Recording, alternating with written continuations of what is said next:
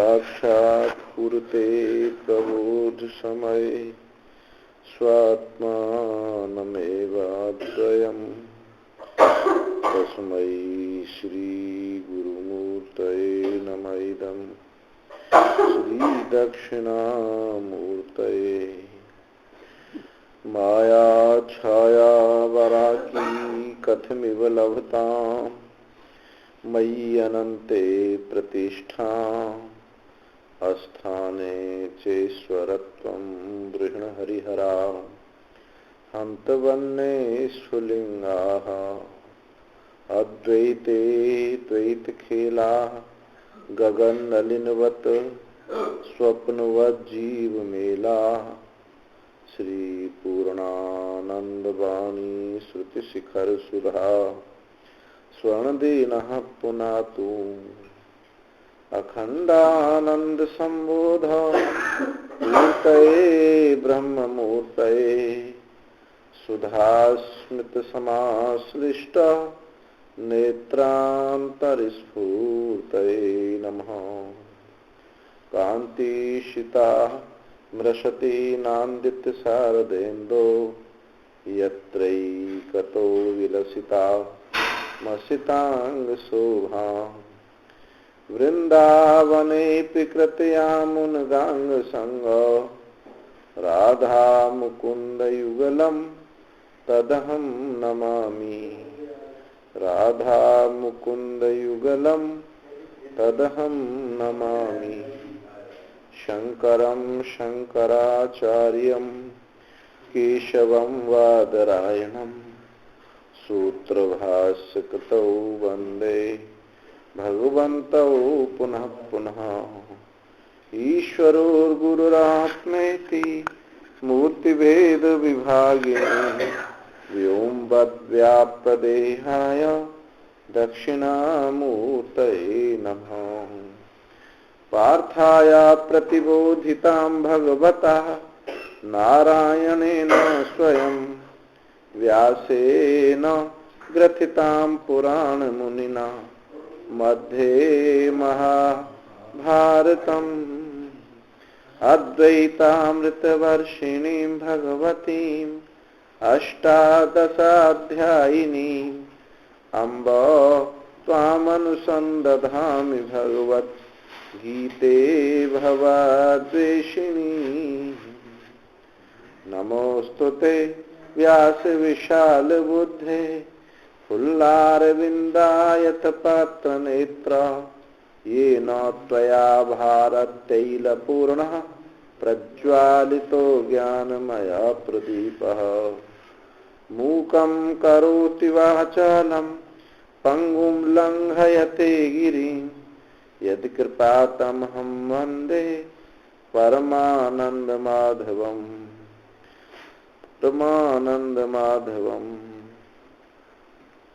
5वें श्लोक से पाठ करेंगे। यत् सांख्यै प्राप्यते स्थानं तद योगैरपि गम्यते एकं सांख्यं च योगं च यः पश्यति स पश्यति संन्यासस्तु महाबाहो दुःखमाप्तुं मयोगतः योगयुक्तो मुनिर्ब्रह्म न चिरेणाधिगच्छति योगयुक्तो विशुद्धात्मा विदितात्मा जितेन्द्रियः सर्वभूतात्मभूतात्मा कुर्वन्नपि न लिप्यते नैव किञ्चित् करोमीति युक्तो मन्येत तत्त्ववित् पश्यन् श्रवन् स्पर्शन् जिघ्रन् हसनन् गच्छन् स्वपन् श्वसन् प्रलपन् विसृजन् गृह्णन् उन्मिषन् निमिषन्नपि इंद्रियाणि इंद्रियार्थेषु वर्तन्त इति धारयन्। कल विचार चल रहा था संन्यासस्तु महाबाहो दुःखमाप्तुम् अयोगतः योग युक्तो मुनिर्ब्रह्म न चिरेणाधिगच्छति। कल बताया कि बिना योग के, बिना कर्म योग के, बिना अंतःकरण की शुद्धि के, बिना भक्ति के, बिना वैराग्य के, बिना जिज्ञासा के ये सन्यास प्राप्त होना कठिन है। परंतु यदि वैराग्य की मंदता है, अंतःकरण की शुद्धि नहीं है, योग युक्त हो जाए, कर्म योग करे, कर्म से अंतःकरण शुद्ध हो जाए, तो योग युक्त हुआ तो मुनि हो जाता है, मुनि हो जाता है।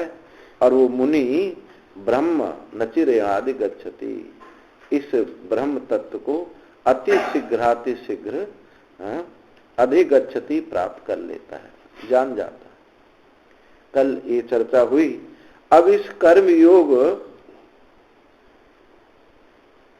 सम्यक दर्शन प्राप्ति का उपाय, सम्यक दर्शन प्राप्ति का उपाय जो कर्म योग है, इसमें कोई स्थित हो जाए तो इस कर्म योग से अंतःकरण की शुद्धि द्वारा जिज्ञासा पूर्वक गुरु के मुख से श्रवण मनन निधिध्यासन करके ब्रह्माकार वृत्ति का उदय हो करके वो मुक्त हो जाता है। ये बीच में समझना चाहिए।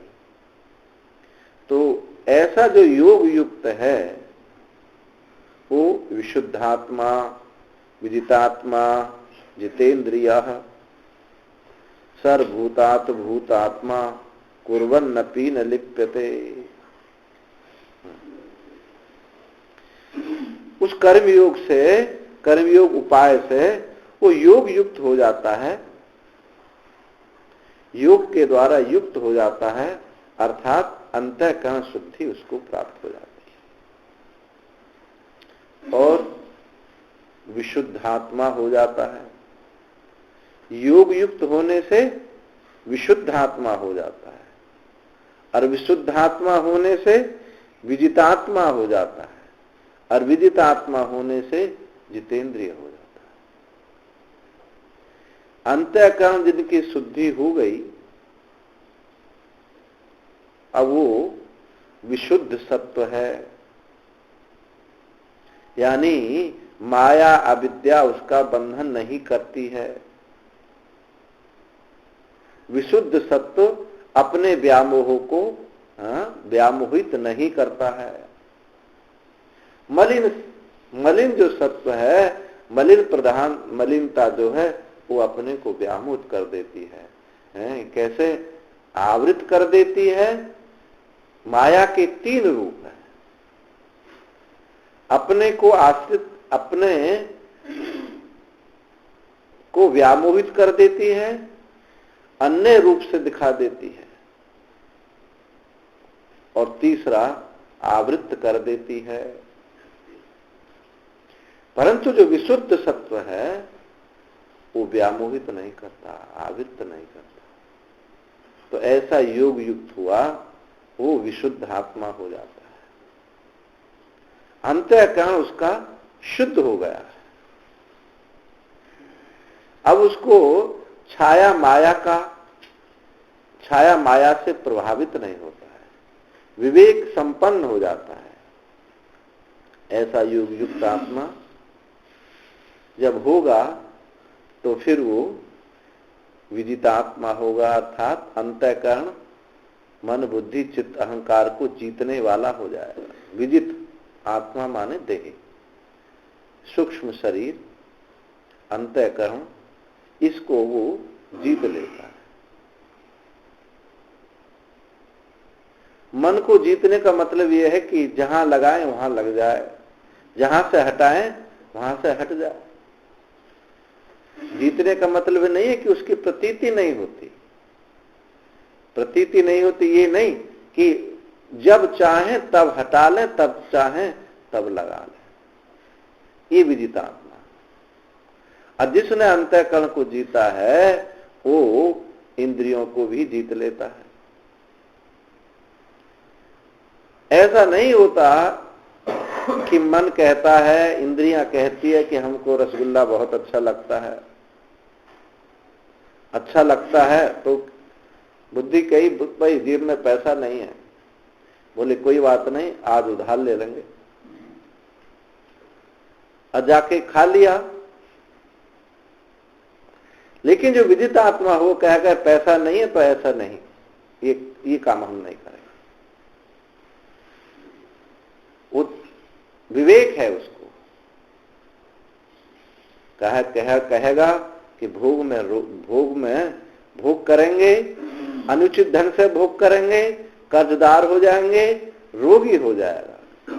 भर्तृहरि महाराज कहते हैं, भोगे रोग भयम कुलच्युति भयम वित्ते नृपालाद भयम माने दैन्य भयम धनिर्भु भयम रूपे जराया भयम शास्त्रे वादि भयम खलिरूपि भयम काये कृतांता भयम सर्वं वस्तु भयान्वितम भुवि नृणाम वैराग्यमेवा भयम।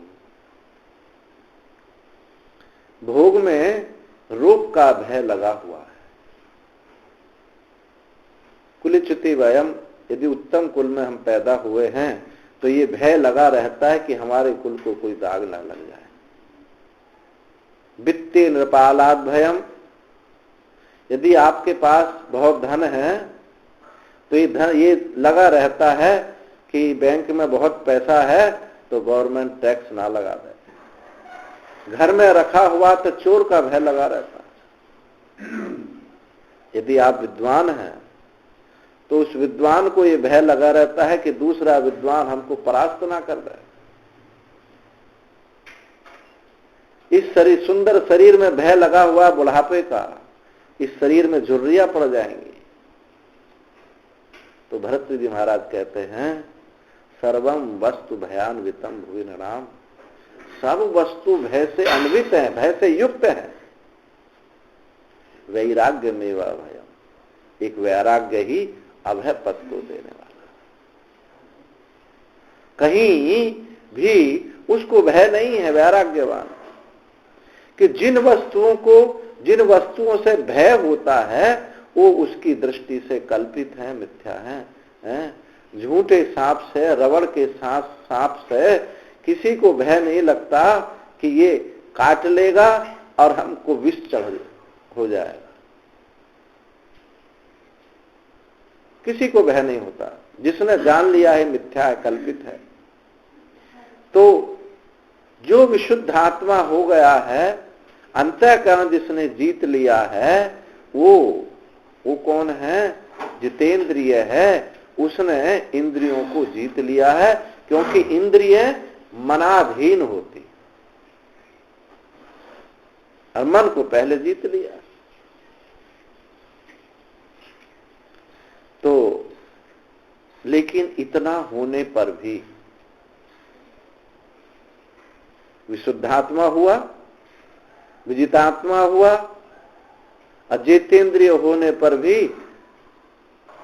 यहां तक उसको अभेद बोध नहीं है, अद्वैत बोध नहीं। अभ्यास के कारण भी जितेंद्रिय हो सकता है, विदितात्मा हो सकता है, विशुद्धात्मा समाधिष्ठ हो सकता है, परंतु अभेद बोध नहीं होता हुआ। ये योगी के लक्षण हो सकते हैं।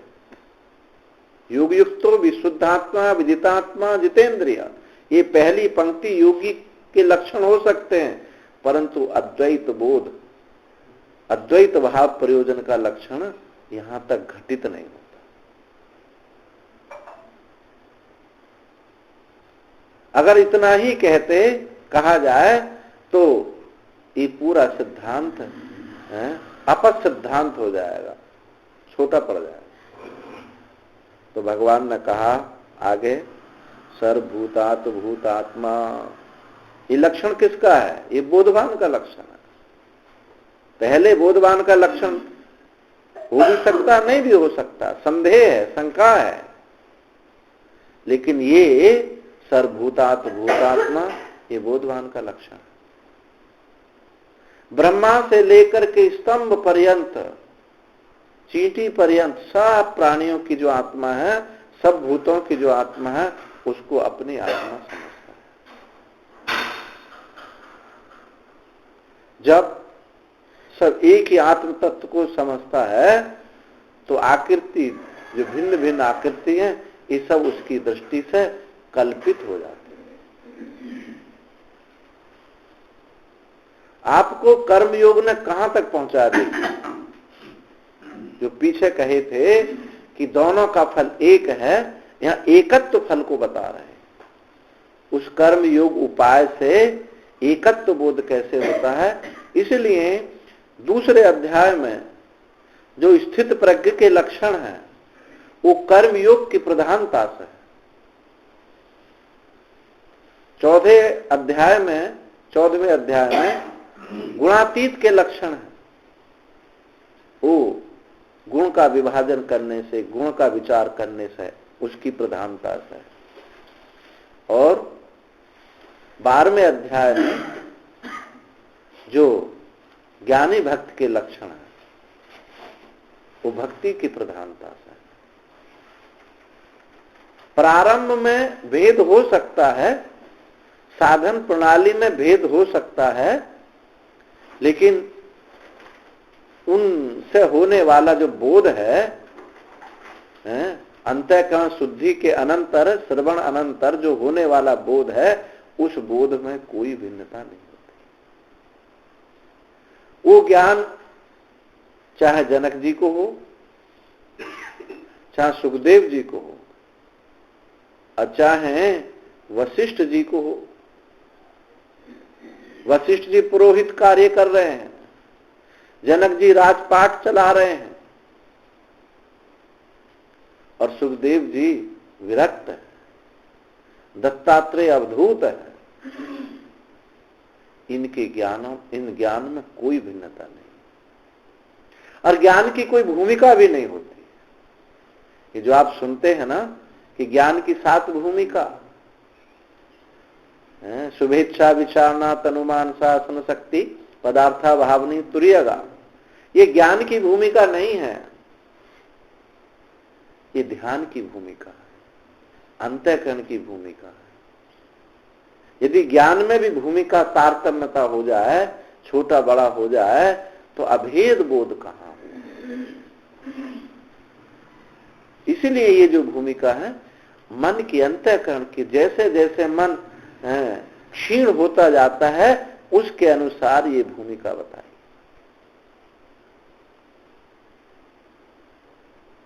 आप अभी भी मुक्त हैं, क्योंकि आत्मा मुक्त स्वरूप है। भ्रांति से बंधन माना हुआ है, पर कोई भ्रांति से किसी को कुछ मान लिया जाए तो वो चीज वो तो हो नहीं जाती। भ्रांति से रस्सी को सांप मान लिया तो क्या रस्सी सांप हो ही जाती है? ऐसे ही अज्ञान दशा में भी आप मुक्त स्वरूप हैं, बस समझ नहीं रहे हैं।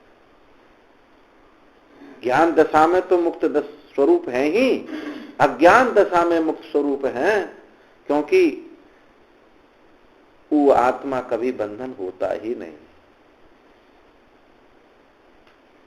और वहां मुक्त स्वरूप का यही लक्षण है कि वहां कोई प्रयास नहीं है। हमारे महाराज जी को जब बीमार थे, कैंसर था, संत आए, दर्शन कर आते थे तो बड़े बड़े इंजेक्शन लगते थे कैंसर की, जब भयंकर पीड़ा होती थी। तो देखिए मुक्त पुरुष का क्या वाक्य है, लोग समझ नहीं पाते हैं। उन्होंने कहा, संतों ने पूछा महाराज जी कैसे हैं, तो उन्होंने कहा कोई ब्रह्माकार वृत्ति बनाता है, कोई भगवदाकार वृत्ति बनाता है, हम तो इंजेक्शन ले लेते हैं जब दर्द होता है। अब जिनको समझ नहीं, अध्यात्म की पकड़ नहीं, उनकी तो दृष्टि होगी छोटी। अरे इतना बड़ा महात्मा इंजेक्शन लेता है। महाराज जी का कहने का उद्देश्य ये था कि हम में प्रयत्न नहीं है, प्रयास नहीं है, हम मुक्त स्वरूप हैं। कोई ब्रह्माकार वृत्ति के लिए प्रयास करे, भले ही करे, जिज्ञासु है, साधक है, अच्छी बात। कोई भगवदाकार वृत्ति के लिए प्रयास करे, भले ही करे, लेकिन हम इंजेक्शन ले लेते हैं। अर्थात विपरीत भावना को शांत कर लेते। हमको कुछ वृत्ति बनानी नहीं है, क्योंकि हम मुक्त स्वरूप हैं। विक्षेप की निवृत्ति कोई दीर्घ प्रणव से कर लेता है, कोई जप करके कर लेता है, कोई यात्रा करके कर लेता है। रजोगुण की शांति हो जाती है। जब हम पैदल चलते हैं ज्यादातर रजोगुण शांत हो जाता है। कोई समाधि लगा करके विक्षेप की निवृत्ति कर ले, और चाहे कोई घास खोद करके विक्षेप की निवृत्ति कर ले। विक्षेप की निवृत्ति अलग बात है और बोध होना अलग बात है। ये तो जो जिसकी जैसी धारणा है उसको महत्ता देता है। एक संत का शरीर छूट रहा था, तो शरीर छूट गया। किसी ने आके पूछा, महाराज जी का शरीर पूरा हो, कैसे शरीर पूरा हो गया? तो एक ने कहा, उस समय राम राम राम राम करके शरीर छोड़ा। एक ने कहा, एक समाधिष्ठ हो गए थे। एक शिष्य ने कहा, एक ने कहा महाराज जी करहा रहे थे बहुत। तो जिसकी जिसमें महत्ता थी, जिसकी समाधि में समाधि की महत्ता थी, उसने ये बोला। जिसकी भगवान नाप में निष्ठा थी, उसने ये बोला। लेकिन एक ने सच्चाई बोल दी कि सच्चाई यह है कि शरीर कराते हुए महाराज जी का शरीर पूरा हो। तो आवृत्त दृष्टि से, वृत्त दृष्टि से, आचरण दृष्टि से भी बात सही, और इन नाम जप, समाधि, इनसे उस मुक्त आत्मा पर कोई प्रभाव नहीं पड़ता। चाहे वो कराह के शरीर छोड़ रहा है, चाहे समाधिष्ठ होकर के शरीर छोड़ रहा है, भगवान नाम लेकर जब छोड़ रहा है, उस मुक्त तत्व पर इसका कोई प्रभाव नहीं। इसलिए इस क्षण भी आप मुक्त हैं, ये निश्चय करें कि मैं मुक्त स्वरूप हूं, मुक्त है। क्योंकि वो आत्मा कभी आवृत्त होता ही नहीं। तो इन जो सर्वभूतात् भूतात्मा है, सब भूता का वही आत्मा है, वो चींटी में भी वही है, हाथी में भी वही है, सब में वही अपने को अनुभव करता है। यानी अभू, जो सर्वभूतात् भूतात्मा का मतलब है कि अभेदता, अभेद दर्शन। भेद दर्शन कब होता है? जब हम एक के साथ आबद्ध हो जाते हैं तो अपने को समेट लेते हैं। देह के साथ, एक देह के साथ युक्त होने वाला अभेद नहीं हो सकता। क्या सब देहों के साथ तादात्म्य? इसका क्या मतलब ऐसा है क्या सब भूतों, सब देहों के साथ तादात्म्य किए हो ना? ये भी नहीं। आपको खुजली हो रही है तो ये नहीं है तत्ववेत्ता खुजली हो जाए। आपको बुखार हो रहा तो उसको बुखार हो जाए। ऐसा जो सुना गया है संतों के जीवन में, वो मनस तत्व के साथ तादात्म्य है, एक आत्मा के साथ तादात्म्यता नहीं। उपनिषदों में ऐसा कथन आया है कि एक ब्रह्मवेत्ता को भोजन कराने से संपूर्ण सृष्टि तृप्त हो जाती है, ऐसा वर्णन है उपनिषदों। इसीलिए भंडारे होते हैं। ना जाने कौन ब्रह्मवेत्ता, जो पता तो चलता नहीं। संतों को भोजन कराने के लिए जो ज्यादा लायलायत रहते हैं, उसके पीछे यही कारण रहा है कि संपूर्ण, हम सबको तो भंडारा कर नहीं सकते, एक गांव का नहीं कर सकते, और एक ब्रह्मवेत्ता को भोजन करा दिया जाए तो संपूर्ण सृष्टि को तृप्त कर देते हैं। ये मनस तत्व की बात है। जिनका मन शांत होता है, मन एक मन के साथ वो एक हो जाते हैं, तो तत्ववेत्ता में भेद नहीं होता, भेद वृत्ति नहीं होती। यदि ऐसा है जब मनस तत्व के साथ वो एक होता है तब तादात्म्य हो सकता है, परंतु ऐसा मत समझो कि तादात्म्य नहीं हो रहा तो भी उसका एक आत्म तत्व का बोध उसको नहीं हुआ, ऐसा नहीं, तो भी उसको बोध है। ये तो जिनको तादात्म्य हो जाता है, भाव की जिनकी प्रधानता हो जाती है, उनको ऐसा हो जाता है। अगर भाव की ऐसी प्रधानता नहीं है तो जरूरी नहीं है कि हो ही जाएगा, पर उसके बंधन मुक्ति में भी कोई घाटा भी नहीं। दृष्टि है ये। जैसे स्वप्न में आप स्वप्न देखते हैं तो संपूर्ण स्वप्न अवस्था, एक स्वप्न का एक विषय, एक स्वप्न पुरुष और एक स्वप्न दृष्टा, एक संपूर्ण स्वप्न अवस्था। संपूर्ण स्वप्न अवस्था को स्वप्न दृष्टा देखता है। इसलिए मन के स्वप्न के प्रत्येक विषय, प्रत्येक दृश्य, वो सब क्या है? मन ही है।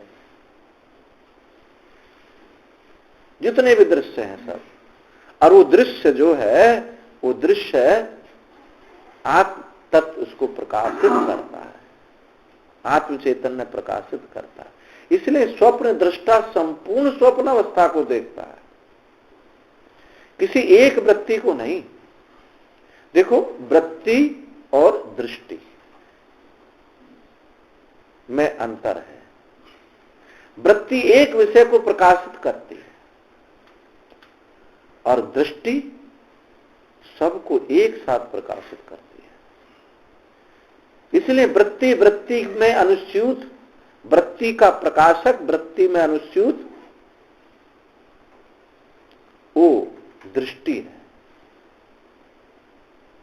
प्रतिबोध विदितम मतम अमृतत्वम हि विन्दते, आत्मना विन्दते वीर्यम विद्या विन्दते मृतम। बोध बोध में वो चैतन्य प्रकाशित हो रहा है, अबाधित रूप से प्रकाशित हो रहा है।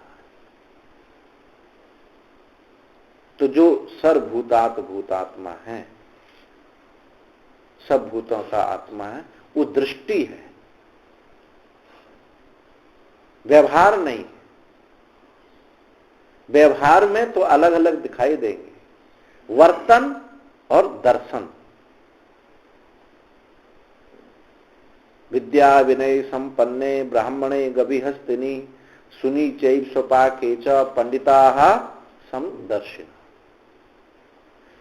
कुत्ता में, वेद विद्या से युक्त ब्राह्मण में, चांडाल में, सब में अपने आत्म तत्व, एक आत्म तत्व को देखता है। पर क्या कुत्ता का व्यवहार उस तत्ववेत्ता का व्यवहार एक हो जाएगा? नहीं होता। हाँ, वर्तन भी होता है, लेकिन कब होता है? दर्शन और वर्तन तब होता है जब जिसका यानी बहुत तीव्र अभ्यास रहा है समाधि, जिसका जीवन समाधिष्ट ज्यादा रहा है, उसका वर्तन भी हो सकता है, पर सामान्य रूप से नहीं। जैसे कि ऋषभदेव का वर्तन भी ऐसा रहा, अपने ही मल में लेट ले आते थे, उनको पता ही नहीं था कि ये अग्नि है, ये जल है, ऐसे चले जाते थे। अग्नि में प्रवेश हुआ, शरीर छूट गया, जल गए। तो वर्तन भी ऐसी स्थिति में होता, पर वो दृष्टांत देने में भी थोड़ा संकोच लगता है, क्योंकि दृष्टांत वह होना चाहिए जो दृष्ट हो, सबको समझ में आ जाए। ऐसे जो लोग हैं वर्तन वाले, वो दृष्टांत के विषय नहीं हो पाते। इसलिए यही बात ज्यादा उचित है कि दर्शन, वर्तन नहीं, दर्शन होता है। तो सर्वभूतात्मा सब भूतों में एक आत्मा को देखता है, आत्म चैतन्य को देखता है। ये इसकी एक मोटा लक्षण पहचान ये है कि कहीं भेद नहीं रहता। अब जब भेद नहीं रहता तो एक आत्मत्व है और भेद में अनेकत्व है। तो इस प्रकार से सर्वभूतात्मा कुर्वन्नपि न लिप्यते, सब भूतों में अपने एक आत्म तत्व को जानता हुआ वो करते हुए भी लिप्त नहीं होता। अब ये विलक्षण बात है। वृत्ति व्याप्ति होती है, फल व्याप्ति नहीं होती। हम घटम जाना में ये घट है, ये तो दिखाई देता है, पर ये घट मेरा है, मैं घट हूं, ये फल व्याप्ति नहीं होती। क्यों नहीं होती? क्योंकि फल के साथ एकत्व नहीं होता और फल को बनाने वाली, फल को जोड़ने वाली जो वृत्ति है वो खत्म हो गई है। ऐसी मशीन, वो जो मशीन लगी हुई थी पहले कि जो विषय दिखाए उसका फल व्याप्ति होती थी, दिखाई देवे तुरंत उसको मैं खा लूं, उसको ग्रहण कर लूं, ये मेरा है, ये जो वृत्ति होती थी, ये मशीन जो लगी हुई थी वो जल गई है। जैसे किसी पहले देखते थे बैल जब कुछ गन्ना की जुताई करते थे तो उनके मुंह में एक मुच्छिका लगा देते थे और खेत में छोड़ देते। अब वो कोशिश तो करते थे खाने की, लेकिन खा नहीं पाते थे। ऐसे ही ये तत्ववेत्ता का है, वो तो खाने की कोशिश करते, खाने की कोशिश भी नहीं करता, फल व्याप्ति करने की कोशिश भी नहीं करता। उन विषयों में विचरण करता है, लेकिन ये मेरा है, ये मैं हूं, ये बात नहीं रह जाती। इसी को योग वासिष्ठ में अरूप मन स्वरूप मन कहा है। जो खींचने की सामर्थ्य थी वो जल जाती है, यानी जो स्वरूप मन है वो समाप्त हो जाता है, खींचने की सामर्थ्य खत्म हो जाती है। अरूप मन रहता है, अरूप मन से विचरण करता रहता है। वृत्ति व्याप्ति होती है, फल व्याप्ति नहीं होती। ये इसको हम जीवन मुक्ति कहते हैं। जीवन मुक्ति यही है कि करते हुए भी नहीं करता है, खाना पीना चलना उठना बैठना सब होता है, लेकिन मैं खा रहा हूं, मैं चल रहा हूं, ये नहीं होता। क्योंकि देखना अलग बात है और अहंकार अलग बात है। आपने गहरी निद्रा में, सुसुप्ति में, मैं सुख से सोया, मुझे कुछ पता नहीं, वहां देख रहा है पर अहंकार नहीं है। इसलिए ये मैं देख रहा हूं, ये वृत्ति नहीं बनती। देखने का अभाव नहीं है। नहीं दृष्टो दृष्टे विपरिलोपो विद्यते अविनाशित्वात्। वही बात यहां व्यवहार में है। ये व्यवहार है कि करते हुए चलते हुए भी अहंकार ना होने की वजह से ये, क्योंकि फल व्याप्ति अहंकार अधीन है और देखना चेतन के अधीन है। आप देख रहे हैं, निरंतर देख रहे हैं, और जब इस देखने को किसी करण के द्वारा देखें और मैं देख रहा हूं, तब इसी का नाम संसारी है। जैसे आपको कहा जाए अब से 100 साल बाद सब नष्ट हो जाएगा, भयंकर युद्ध होगा, तो क्या कहते हैं? हम तो देख नहीं पाएंगे, ये कहते हैं ना, हम तो देख नहीं पाएंगे। क्यों? आप इंद्रियों से देखना चाह रहे हैं, अंतःकरण से देखना चाह रहे हैं, और आप देख रहे हैं, क्योंकि आपका देखना रुकता ही नहीं कभी, आज तक कभी रुका नहीं। जब इस सुसुप्ति में नहीं रुका देखना, तो आप जागृत स्वप्न आदि में कैसे रोक सकते हैं? बस गलती यही हो रही है कि इंद्रियों से देखना चाहते हैं, और उस इंद्रियों से देख करके अपने को कहते हैं कि मैं देख रहा हूं, पर आप देख रहे हैं। इसलिए अहंकार और देखना दोनों अलग अलग बात है। देखना चैतन्य के अधीन है और अहंकार परिच्छिन्नता के अधीन है। सर्वभूतात् भूतात्मा में अहंकार नहीं है, परिच्छिन्नता नहीं है, इसलिए देख रहा है, निरंतर देख रहा है। देखना स्वरूप है वो। जैसे कहा जाता है ना, सूर्य प्रकाशित, सबको प्रकाशित कर रहे हैं, ये वाक्य ठीक नहीं है। कारण उनमें कर्तृत्व, प्रकाशित करने का कर्तृत्व नहीं है, प्रकाशक स्वरूप है। उनकी प्रकाशता स्वरूपता से सब प्रकाशित हो रहा है, प्रकाशित कर नहीं रहे।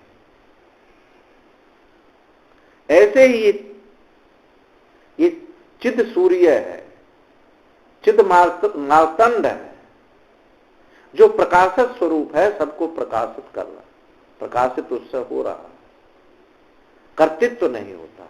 जब कर्तृत्व होता है तो अहंकार आ जाता है, उस सीमित को प्रकाशित कराएगा। जब ये चैतन्य अनंत है,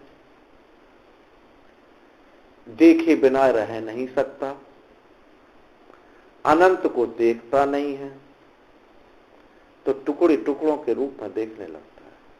इसी को बोलते हैं जीव।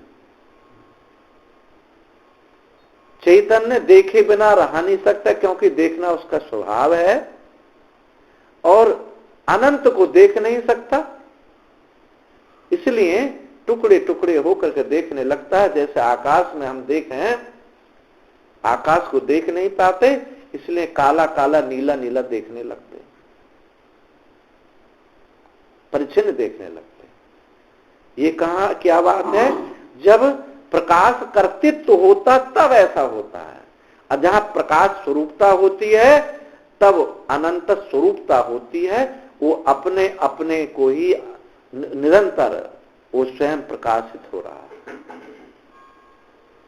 ईश्वर भूतात्मा का लक्षण है, जहां कोई भिन्नता नहीं है, अभेद है, तो सब भूतों का वही आत्मा है। और ऐसा सर्वभूत भूतात्मा जो है, वो कुछ करके भी नहीं कर पाता है। इसी को कुर्वन्नपि न लिप्यते और विस्तार करके बताते हैं। नैव किंचित करोमीति युक्तो मन्येत तत्त्ववित् पश्यन् श्रवण स्पर्शं जिघ्नन् असनन् गच्छन् स्वपन् श्वसन्। नैव किंचित करोमीति, मैं कुछ भी नहीं करता हूं। इति युक्तो मन्येत तत्त्ववित्, ऐसा युक्त तत्त्ववित् जो है मानता है कि मैं कुछ भी नहीं करता। गुणा गुणेषु वर्तन्त इति मत्वा न सज्जते, गुण गुणों में वर्त रहे हैं।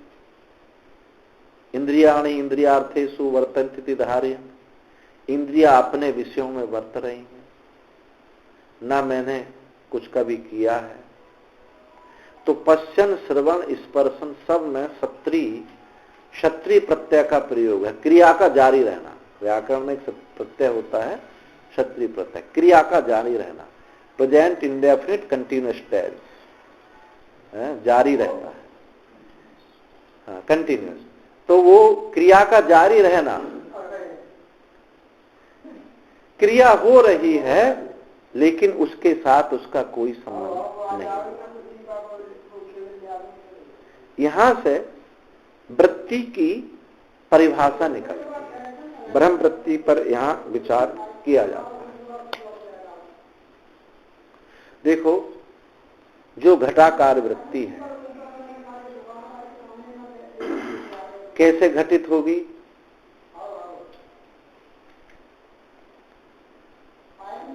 वृत्ति परमात्म चैतन्य अंतःकरण से निकल करके, नेत्रों से निकल के विषय के आकार में आकारित होगी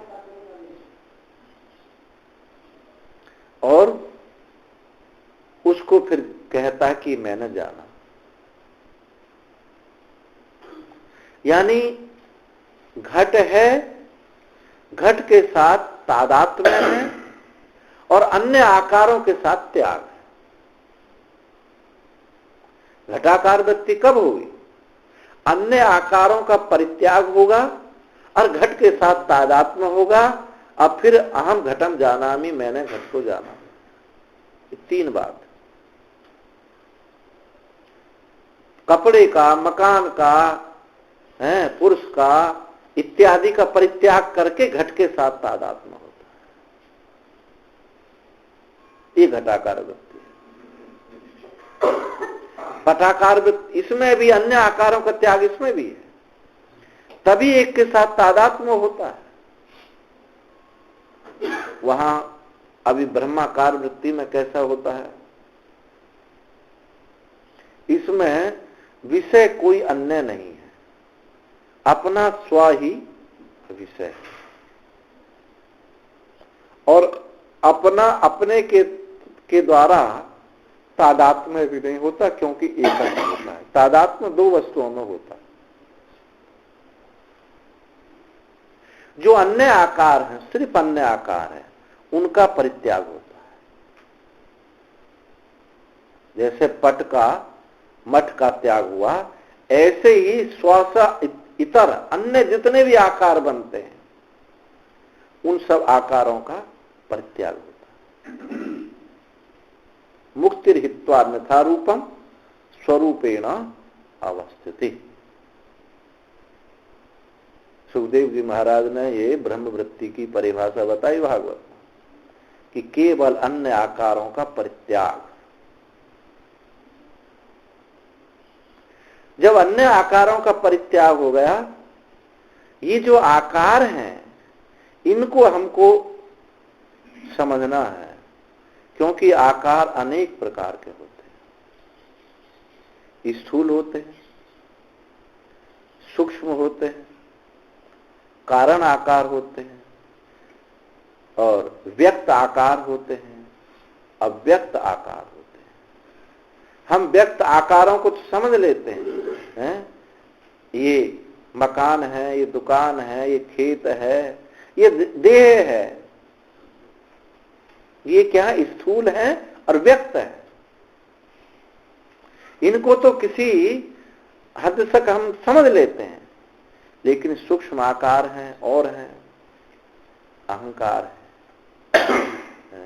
मान है, प्रतिष्ठा। कब मान घुस जाता पता नहीं चलता, बोलते बोलते कब घुस जाता है पता नहीं चलता, कब अहंकार आ जाता पता नहीं चलता, कब क्रोध आ जाता पता नहीं चलता। वो तो जब आने के बाद में पता चलता है कि हमको क्रोध आया। और तभी भी दूसरा कोई कहे, अपना मुंह जरा शीशा में देखो भाई, देखो तुम्हारा मुंह कैसा लाल हो रहा है, फिर भी क्रोध आया, हमारा मुंह दिखवाता है, हमारा मुंह दिखवाता है। एक जगह हम एक गांव में, एक सज्जन हम अपने घर लेवा कर ले गए। अब चले गए, अब वो अब पत्नी कहने लगी कुछ, अब बोले तू हमको सिखाएगी। अब वो तो लड़ने लगे हमने कि भैया यहां से चलो, तुमको एक बीच में एक सलाह, एक साक्षी बनना पड़ेगा, यहां से तुम भागो, तो मतलब तुम हमको बताओगे। उनका कहना था कि हम जानते कुछ नहीं, तुम हमको बताओ, ये अहंकार। तो हमको तो भूल गए दोनों, और हम चुप वहां से निकल आए और आपस में लड़ने लगे। तो ये जो है, कब अहंकार आ जाता है, कब प्रसन्नता आ जाती है, कब द्वेष आ जाता है, कब क्रोध आ जाता है, ये सूक्ष्म आकार है, इनका परित्याग। और कुछ अव्यक्त भी आकार हैं। अव्यक्त आकार क्या है? ये सुषुप्ति अव्यक्त आकार है। साधन आकार बन जाते हैं, साधन भी आकार बन जाता है, उसके साथ हम कसके उसको पकड़ लेते हैं, साधन को हम साध्य बना लेते हैं। मैं ब्रह्म हूं, ये साधन बनाया, इसके साथ चिपक गए और ये भी एक आकार बन जाता है। ये पहले की बात समझ में आएगी तब ये बात समझ में आएगी, पहले नहीं आएगी।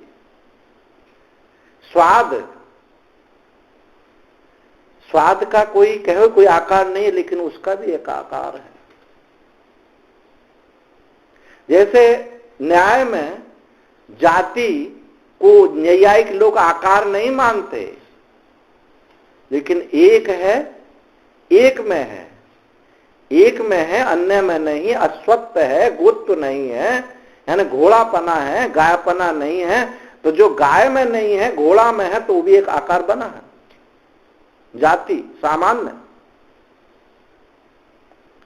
ऐसे ही स्वाद भी एक आकार है, सापेक्ष है।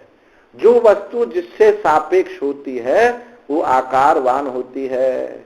जिस वस्तु में गुण होता है वो आकारवान होती है। जिसका कोई प्रतियोगी होता है वो आकारवान होता है। इसलिए आकाश का, वायु का, जल का प्रतियोगी होता है, गुणवान होता है। इसलिए वायु भी आकार है, आकाश भी आकार है, स्वाद भी आकार है, और लक्ष्यार्थ ना हो तो ये ब्रह्म भी आकार है, मैं साक्षी हूं, ये भी आकार है। तो ये साधक सूक्ष्म आकार है। बहुत तीव्र पैनी दृष्टि चाहिए आकारों को देखने के लिए। जब तक देखेंगे नहीं तो परित्याग कैसे हो? इसलिए तत्तेनुकंपाम सुसमीक्षमाणो, भक्त लोग कहते हैं उनकी अनुकंपा को भली प्रकार देख लो, भगवान की अनुकंपा को दर्शन करो।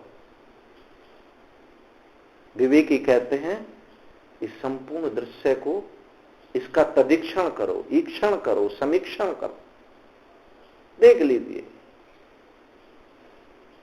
जब तक ना इति, ऐसा नहीं है, जब तक ऐसा है तभी तो उसका निषेध किया। इसलिए झांकते रहिए कि ये स्थूल आकार, सूक्ष्म आकार, कारण आकार, साधन आकार, साध्य आकार, ये तो मेरे प्यारे प्रभु खरारी हैं, मुरारी हैं, आकार है। इसलिए संत जब अनुसंधान में डूबा होता है तो कहता है, हट जाओ मेरे सामने से खरारी, तुम हट जाओ, मेरे सामने से मुरारी तुम हट जाओ, मुझे महाशिव की यात्रा करनी। महाशिव।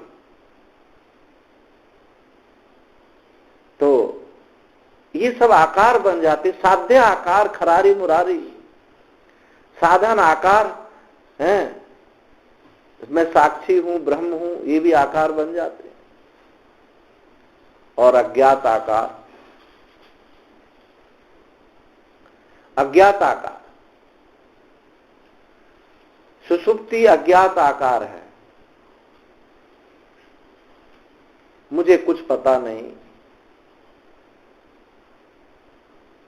ये सब आकार का जब परित्याग होता है, मुक्तिर् हित्वा अन्यथा रूपम स्वरूपेण अवस्थित।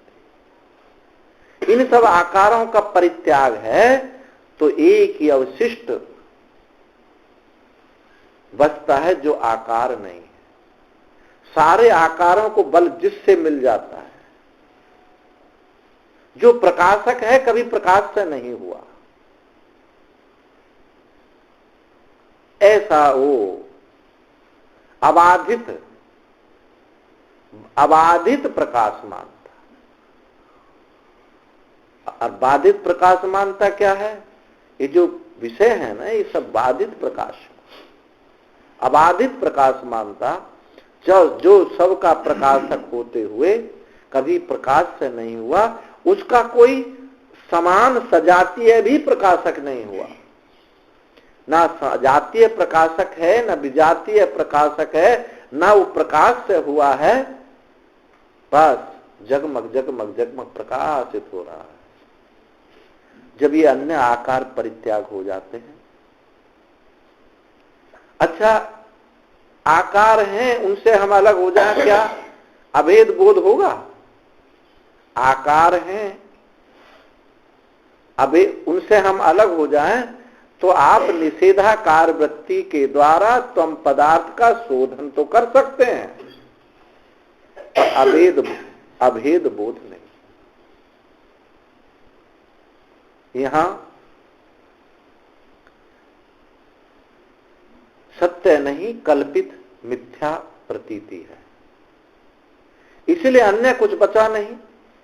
जब सब मिथ्या कल्पित प्रतीति है तो वो आत्म चैतन्य ही प्रकाशित हो रहा है। अन्य आकारों का परित्याग होते ही वो प्रकाशित हो रहा है। इसी को हम ब्रह्म वृत्ति कहते हैं। जब ये ब्रह्म वृत्ति होती है, उस ब्रह्म वृत्ति का जो व्यवहार है,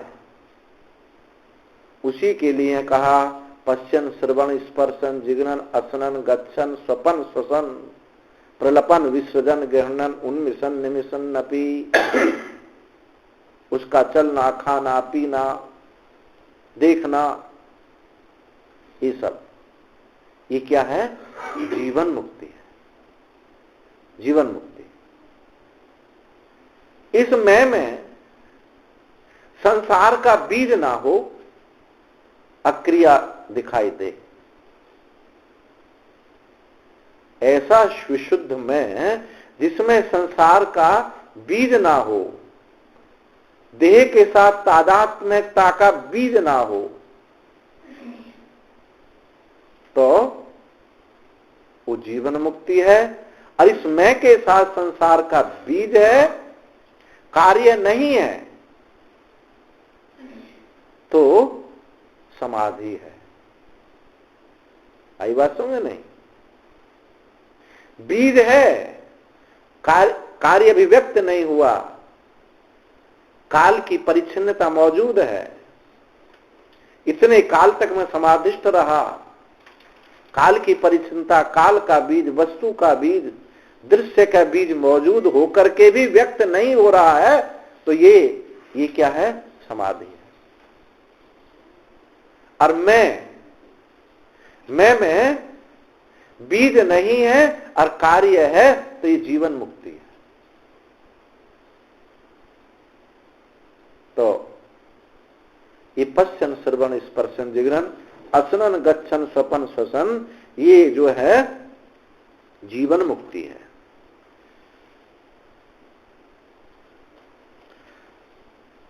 तो पश्यन श्रवण, देखते हुए, सुनते हुए, स्पर्श करते हुए, सूंघते हुए, असनन खाते हुए, गच्छन चलते हुए, स्वप्न देखते हुए, श्वास लेते हुए, बोलते हुए, त्याग करते हुए, ग्रहण करते हुए, पलक खोलते हुए, बंद करते हुए भी। अच्छा, आश्रम बनाते हुए तो नहीं आया इसमें कहीं। आश्रम बनाते हुए, यज्ञशाला खोलते हुए, पाठशाला खोलते हुए,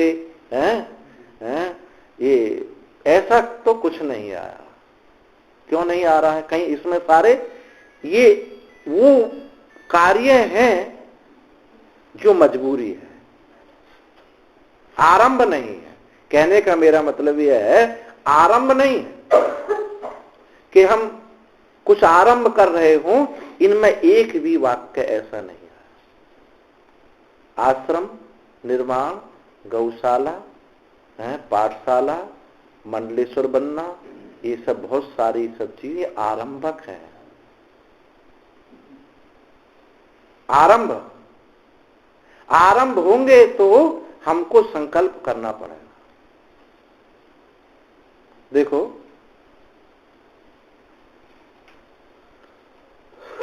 जब तक ये इंद्रियां हैं तब तक ये प्रतीति होगी, इंद्रियों की प्रतीति होती रहेगी। क्योंकि ये आंख जो है दृश्य दिखाते रहेंगे। देखना अलग बात है और देखना सत्य है, ये अलग बात है। और ये मैं देख रहा हूं, ये भी अलग बात है। आरंभ हम जब करेंगे किसी चीज का तो हमको संकल्प होगा। हम कोई यज्ञ अनुष्ठान आदि कर रहे हैं तो हमको संकल्प लेना पड़ेगा। हरि ओम तत्सदस्य श्री ब्रह्मणो द्वितीय परादे श्वेत वाराह कल्पे जम्बूदीपे भरतखंडे भारतवर्षया, बोलना पड़ेगा नहीं पड़ेगा? और कहा इतना ही नहीं, पूरा अता पता देना पड़ेगा। फलाने स्थान में बैठे हुए अमुक भिंड जनपदे, अमुक नामने, अमुक गोत्रे, सब बोलना पड़ेगा। तब जाकर के आप आरंभ कर पाएंगे। आरंभ होगा तब। और ये शौच जाने के लिए आपको क्या संकल्प होगा? अच्छा, एक बात बताओ, शौच जाने के लिए क्या आपको अहंकार होगा कि हम तो आज शौच हो जाए? लघु शंका गए, ये निसर्ग है, ये प्रतीति है, ये आरंभ नहीं। इसलिए सारे वही चीज गिनाए हैं जो मजबूरी यहां है। हमको खाना चलना फिरना ये है। अच्छा, स्वप्न मजबूरी नहीं है भाई, क्योंकि व्यावहारिक दशा में चलना खाना पीना होगा। स्वप्न एक मनोराज्य है, वो आपने मनोराज्य करेंगे तब स्वप्न होगा। मन यदि आपका शांत होगा तो मनोराज्य नहीं होगा। इसलिए तत्ववेत्ता को स्वप्न बहुत कम हो जाते हैं। मैं ये नहीं कहता कि स्वप्न नहीं आते, क्योंकि व्यवहार दशा है तो कुछ हो सकता है, परंतु स्वप्न देखना मजबूरी नहीं है, चलना खाना पीना मजबूरी है। जब तक ये देह है तो इस प्रकार से ये सब होता रहे। आरंभ में बुद्धि का व्यय होता है, संकल्प होता है, अपने को परिच्छिन्न स्वीकार करना पड़ता है। तो जब हम कोई यज्ञशाला, पाठशाला, गौशाला खोलेंगे तो हमको आरंभ करना होगा। पर महात्मा लोग बहुत चतुर हैं, कहते हमने नहीं, भक्तों ने सब कर दिया, ऐसा बोल देते हैं। अपने बचाव के लिए ये वेदांती बहुत दुष्ट हो जाते हैं। अब बचाव के लिए ऐसे शब्दों को ला करके रख देंगे कि हम बचे रहें बिल्कुल, क्योंकि शब्दों के धनी होते हैं, बहुत धनी होते हैं, औरों के पास शब्द नहीं मिलते। ऐसे शब्दों का प्रयोग करेंगे। और कहीं हमारा नाम लिखना होता तो सामान्य लोगों को पता ही नहीं होता कि ये कोई इस लोक का शब्द है, परलोक का शब्द है। हाँ, वो समझते हैं कि कहीं डिक्शनरी में मिलता ही नहीं है, क्योंकि अध्यात्म से अछूते हैं। तो जितना शब्द की चातुर्यता से हमारा बचना निकलने से हम कोई बच नहीं जाते हैं। समझते हैं कि हमने इनको धोखा दे दिया, नहीं। जो सरलता है, सहजता है, सामान्यता है, उसका कहीं अभाव नहीं होता। वो वस्तु है ही, इसमें कोई भी किसी प्रकार का कहीं किसी को भ्रांति नहीं हो सकती। तो जितना भी ये सब आरंभ है, ये सब अज्ञान दशा में होता है। और ये बल्कि सुखदेव जी महाराज गाली देते हैं। यह प्रवज्य पूर्वम त्रिवर्गाप अपनात् पुनः यदि सेवेत तान भिक्षु वै वांता सिनापनः। यदि कोई सन्यासी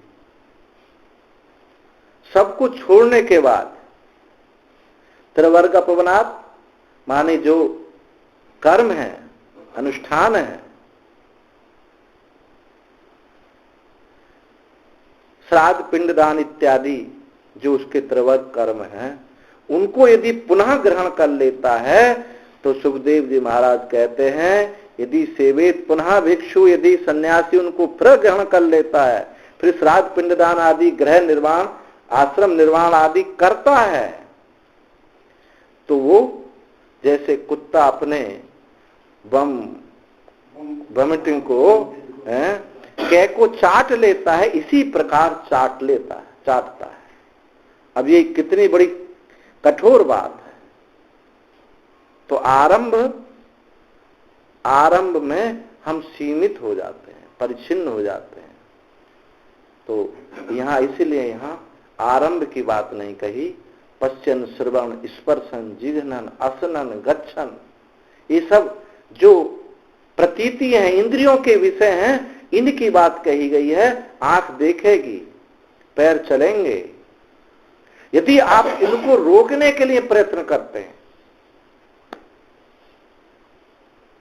तो एक तो रुक भी नहीं पाएंगे, दूसरी बात आपको कर्तृत्व जागृत हो जाएगा, अहंकार जागृत हो जाएगा। मैं इस प्रतीति को मिटा के रहूंगा, मिटा तो नहीं पाएंगे, परंतु मैं मिटा के रहूंगा, ये अहंकार जागृत हो जाएगा, आपको उस परम तत्व का बोध नहीं होगा। इसलिए ना प्रतीति तयोर बाधा किंतु मिथ्यात्व निश्चय। ये निश्चय, ये निश्चय कर लो, ये प्रतीति है। प्रतीति सत्य है ऐसा कोई जरूरी नहीं है। आप स्वप्न देखते हैं, सत्ता मानते हैं क्या? अच्छा, अर्थ क्रिया कारित्व से वस्तु क्या सत्य हो जाती है? अर्थ क्रिया कारित्व से वस्तु सत्य नहीं हो जाती। ये जो अज्ञानी की धारणा है कि घड़े में पानी भरा जाता है इसलिए घड़ा सत्य है, ऐसा नहीं। अर्थ क्रिया कारित्व से कोई वस्तु सच्ची नहीं हो जाती है, वो प्रतीति ही है। क्योंकि जो मिथ्या है उसका बिल्कुल स्पष्ट सूत्र है, जो दृश्य है वो मिथ्या है, वो मिथ्या है। इसलिए जितने भी आरंभ हैं ये सब अज्ञान दशा में होते हैं, और प्रतीति रहे ना रहे, इसको जो वस्तु है ही नहीं उसको कैसे मिटा सकते हो? प्रपंचो यदि विद्येता निवर्तेत न संशया। यदि ये प्रपंच होता तो इसकी निवृत्ति होती। माया मात्र निदम द्वैतम अद्वैतम परमार्थता। माया मात्र है, वो दिखती रहे भले दिखती रहे, वहां सत्यता नहीं है। आकाश की नीलिमा दिखाई देती है, दिखती रहती है, लेकिन सत्य नहीं है। ऐसे ही ये पश्चन श्रवण स्पर्शन जिघ्न असनन गच्छन स्वपन श्वसन, ये प्रतीतियां हैं। इन प्रतीतियों को मिटाया नहीं जा सकता, और मिटाने का संकल्प भी उचित नहीं है। बस ये समझ लो ये प्रतीति है। तो भगवान ने कहा कि